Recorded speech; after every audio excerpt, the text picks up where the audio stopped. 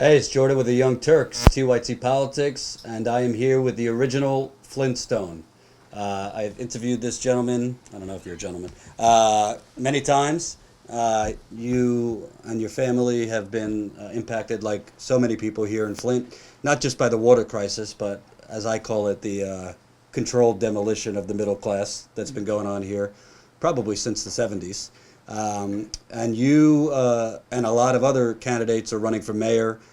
Mayor Karen Weaver, who I've interviewed before. There was a recall petition to basically get her out of office before her term is up. So you, along with, what is it, like 20 something? No, I think it's like 17 now. Somebody jumped over to another guy, maybe even 16. Okay, so it's like the Republican circus, Right. 16 candidates. Yeah. Yeah. Hopefully with some brain cells in this one.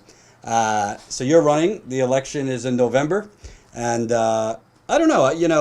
I don't want to do your PR, but I know you well, and I think that you have kind of that mix of knowing not only what happened with the water crisis, but what's happened here before. But before I get into that, I want to ask you on the more breaking news.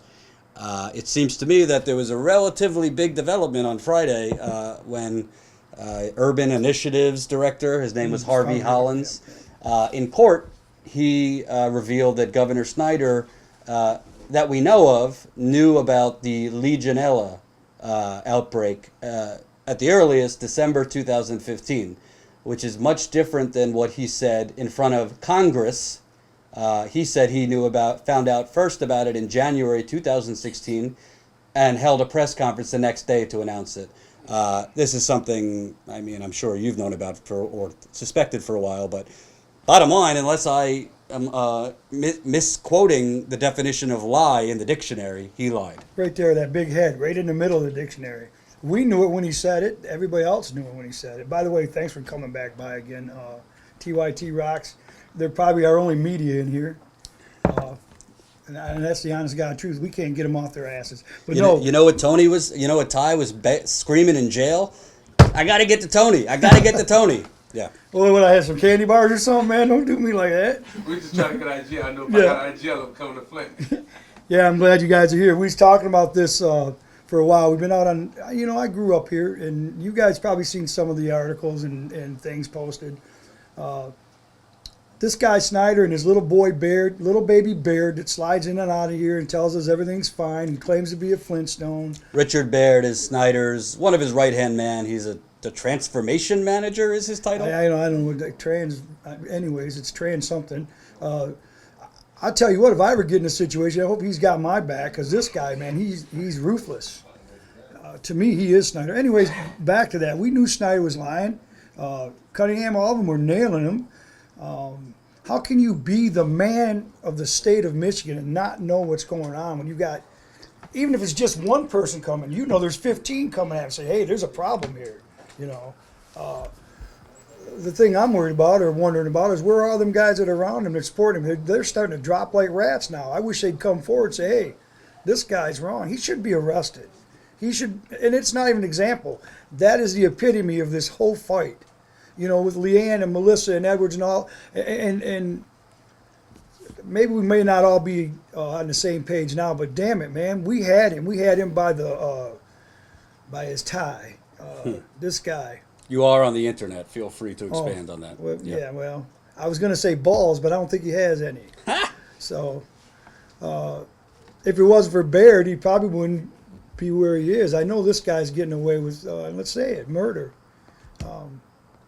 Family members and kids who can't help themselves, and elderly, and the ones that are being ignored. This is the state's fault. I don't care what anybody says. You can say it's the city, Karen Weaver, that little old humble Bobo down by the streets. No, this is the governor's fault. He let this shit happen, and everybody around him let it happen. Fall Guys, I'm going to throw this out there real quick because nobody's talking about Mike Glasgow, that first whistleblower, and that's what that little whistle with a striped suit. It's in honor of him because he spoke up. And Mike Glasgow was the head of the water treatment plant here in Flint? Yeah. He knows his chemicals. He knows what's going on. And some people didn't want to listen to him, or some made him not he took a fall for a lot of ignorance. So high five wherever you're at, Mike. And if you see this, more power to you. We got your back still. Some might not. I don't give a fuck, dude. You stood up when we needed you the most, and you got beat down. Believe me, we know what it's like to be beat down for speaking up. Maybe not like you, but proud to be your friend, man. So with that said, the people within the city, Mike Brown, the emergency manager. Let's not forget this law right here, guys, because this was developed way back when Kurt was there. Look at the people that were around to make this happen. Man, there's just so much going on, so much, and this is 3 years. But the bottom line is, if you're running for mayor, right? Yeah. So right now, whether it's Karen Weaver or you, the mayor of Flint is still under emergency manager rules. If you don't know the convoluted, undemocratic system, the emergency manager as a figure is no more, but there is now a receivership transition advisory board, which is 4 or 5 unelected businessmen appointed by the governor, and the mayor has to go before this board. Kissing ass. What he said, kissing ass. And the board could overturn both the mayor as well as the city council. So my question to you is, whether Snyder is charged or not, how do you actually get what you want done under this undemocratic rule? Well, to me, I'm going to say it. Everybody's pussyfooting around the RTAB. What are they there for? They're there for this idiot mayor, this idiot governor. He put him there. So let's see, if this guy's locked up, how much power does he have now? RTAB's a piece of shit. From the day one that they were put in there, the council's free to do whatever they have. No, it's caused rift. They can't act on what they need to act on. Although they may not see eye to eye on everything, even the mayor could come to them and say, look, I agree with you, but guess what? Now we got to go in front of this RTAB who shouldn't be there. They've given away assets left and right. No matter what you say, these people were put here by who? I'm saying the elite, because this is a major land grab. Now, to get rid of RTAB, I say slam the door in their faces. I think what's missing are the people of the city. I think it's time we get our asses up and go down and be seen and be heard. They're shutting us up. The mayor, no matter what it is, I haven't always disagreed with her, but I haven't seen much in the last year. So let's just talk straight up. RTAB is our demon. The emergency manager is our Satan. So what you're saying is, if you were elected, you would be galvanizing the people to go against RTAB. Well, who whereas right now, Mayor Weaver is essentially working within that system. Well, I'm going to say within the foundation, within the elite, within the people that want these properties, within the people that are trying to privatize Flint. That's all they're doing, folks. They're trying to privatize us. Someday there's going to be fences around things that you need to get to and you won't be able to. The working class people, all you are taxpayers. And now it's like, why are we even paying taxes? They're trying to take your houses. Kildee had a plan, this small community or smaller housing. I agree. got to stop you. Okay, I'm getting Not everybody knows all the all right, players. all right. Let's talk about U.S. Congressman Dan Kildee, who has now called for Congress to look into the fact that in front of Congress, Governor Snyder said, I didn't know about the Legionella outbreak, which killed 12 people. That we know of. No, it's more than that, believe it. Right. There's more than that. There's No, let's back. They died from pneumonia, okay? You understand? That's what they said. Oh, they got a small case of pneumonia, and let's just send them home, or whatever. They didn't say what it was. It's Legionella, and that's the problem. They should have called it what it was when they found what it was. And then to isolate it and just say it's all McLaren's fault, bullshit. You tried to make them the fall guy. So that's me speaking. So what I'm getting at, it seems to me, Snyder, on the big picture, we'll see if charges actually come. I mean, I know that if a government official just testified on Friday that I lied in front of Congress about when I knew about deadly break, not only would I probably be in jail right now, the news about my charges would be out. Yet there's been crickets from Attorney General Bill Schuette.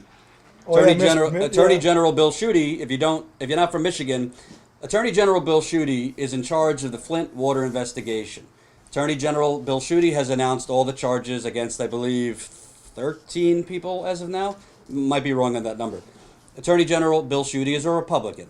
Attorney General Bill Schuette is running for governor. So you would think, since this whole world revolves around money, the Attorney General who's running for governor might not want to charge the actual governor, who's a Republican, because they swim in the same sea of donors. Bill Schuette's office, I reached out to them this morning. I have not heard back. I haven't heard any other media reach out to them to say, hey, it just came out that Rick Snyder lied at least by a month. Reason would stand, he knew well before December of 2015. So will you be questioning him further? Will there be charges? We have not heard from Bill Schuette's. I also reached out to current... No, what's a month? What's a month amongst death? You know what I'm saying? You know what could have happened within that whole month? You know, first of all, admit it. You know, you fucked up. You know, take your responsibility. This guy needs to go. Schuette, come on, circle jerking each other. They have. The only thing missing is the pivot man. But I want to get to, all right, we've gone over Snyder. Obviously, we know what you think. So, Flint, there's stories coming out now, you know, Virginia Tech scientist Mark Edwards. I'm working on a story about his testing, which I think you'll find interesting. But he says, you know, his 5th round of testing has come back. He's done 5 rounds over 2 years. He says that Flint is now normal. The water is normal compared to other cities with old lead pipes. Your response to that? All right, let's look at it from when it started. How many houses was he starting from the beginning? Did it cover all aspects? Let's not forget he was up there testing off Flushing Road where there's new pipes and tried to make accusations. I'm not speaking for Edwards, and I'm trying not to speak against him, other than the fact that we know about your lead and copper deal. We know that you found that. You were our hero. You're our zero now. You got paid. You told Snyder that all you need to do is coat with phosphates. You carried your dinky little bag into the motel, and you met like a hooker. But you got to explain that to the audience. They don't know all All right, this. well, what's he going got, on? he got, the EPA has confirmed he's gotten $168,000 in grants from the EPA. The EPA funded 3 out of 5 of the rounds of his testing. And his testing in total looked at 138 homes in Flint. And he only tested 17 homes connected to lead service lines. The lead service lines would be the most at-risk homes because obviously the highest risk of lead leaching out of the pipes into the water would be lead service lines. Well, just this house, for example, we was popping at 405 parts per billion. And as I was running that into the to the city, it was coming back like 9 parts per billion. I'm like, well, something's wrong. And then the Genesee Health posted a note on the door saying, do not drink through these filters at all. So I go down to the mayor's, whatever it is, when she's down at City Hall talking in front of everybody, reporters and all that. And here's Mark Durno. He stood up and said, yes, these filters are safe to drink. I haven't heard from Mark Durno in a while, although I got to give him some props. I wouldn't let anybody in my house until he hooked up with Scott Smith. Now, I don't know who they got to pass through, but I looked at him. He showed up with Scott Smith. I think, all right, I'm going to let you in the house. And it's on video somewhere out there that he admitted that maybe he shouldn't have said a few things that he did as far as the water being safe to drink through the filters or whatever. So with that, I'm giving you props. Haven't seen you since. Some people are starting to roll. I think maybe you need to be looked at too.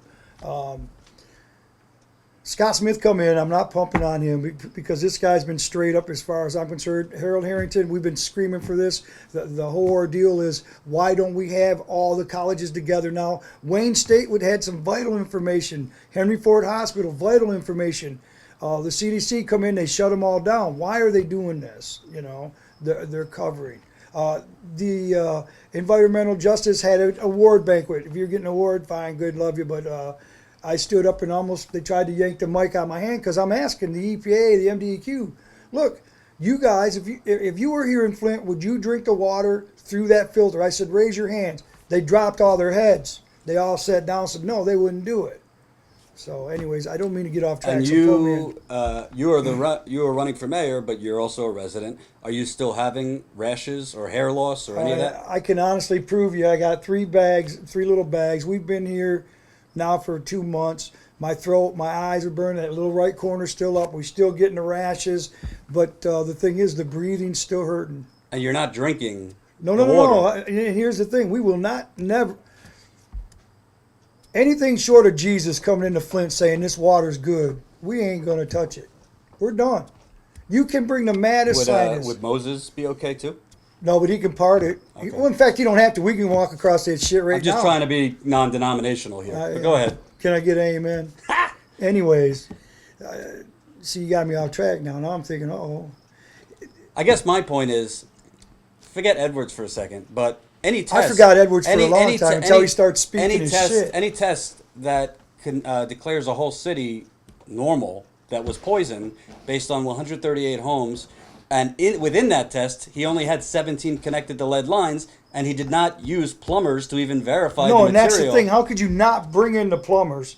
And look at that golden opportunity we lost. That was an opportunity to bring some people in there to train them how to do this. This city should be self-sufficient. If the colleges had come on, if Kildee and Stabenow and all of them had come on from the beginning, we could have had this whole thing unfolded by now. Why wasn't the Army Corps of Engineers here first? Why, like Bruce said, wasn't that registry done? Why are you paying someone, Kildee, millions now to do a registry that's 3 years old? How many people are dead that you don't even know about? How many people are sick that you'll never know about? How many people moved? You need to go find them. You know, who's dying in Arizona right now of lead poisoning or that other chemical that you don't want to talk about? People, this is the Flint River. DuPont, GM, Buick, they spewed into it like a drunk at New Year's. And it's ridiculous to think that everything's fine.